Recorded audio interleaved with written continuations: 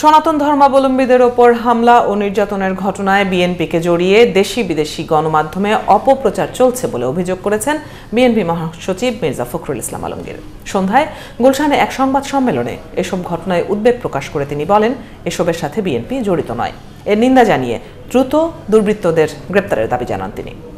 দেশে এবং বিদেশে কিছু কিছু গণমাধ্যমে বাংলাদেশের বর্তমান পরিস্থিতি নিয়ে বিভ্রান্তিকর আপনার খবর সংবাদ পরিবেশন করা হচ্ছে এবং সেখানে আপনার বিভিন্নভাবে আপনার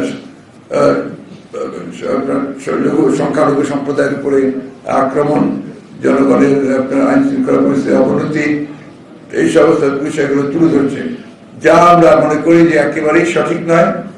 কিছু কিছু জায়গায় কিছু কিছু সমস্যা তৈরি হয়েছে, নিঃসন্দেহে সমস্যাগুলো সম্প্রদায়গত ভাবে নয়, ধার্মিক ধর্মীয় ভাবে নয়, এগুলো আপনার রাজনৈতিক ঘটনা ঘটেছে। কোথাও হয়তো দেখা গেছে যে আপনার একজন বাড়ি ক্ষতিগ্রস্ত হয়েছে, হামলা হয়েছে, তিনি হয়তো বা আওয়ামী লীগ করেন, সেখানে সেভাবে হয়েছে। এটার সঙ্গে কোন রাজনৈতিক দলের, বিশেষ করে আমাদেরকে জড়িয়ে একটা আপনার অপপ্রচার চালানোর চেষ্টা করা হয়েছে। এটার আমরা তীব্র নিন্দা জানাচ্ছি। একই সঙ্গে আমরা স্পষ্টভাবে বলতে চাই যে এই ধরনের কোনো ঘটনার সঙ্গে বিএনপি তো জড়িত নয়, বাংলাদেশের কোন সুস্থ স্বাভাবিক রাজনৈতিক দল বা ব্যক্তিও জড়িত থাকতে পারে না। এটা সম্পূর্ণভাবে একটা চক্রান্ত চলছে, যে চক্রান্তে বাংলাদেশের অর্জিত যে আমরা একটা স্বাধীনতাই বলবো নতুন করে আমরা অর্জন করছি, সেটাকে নস্যাৎ করবার একটা চক্রান্ত শুরু হয়েছে।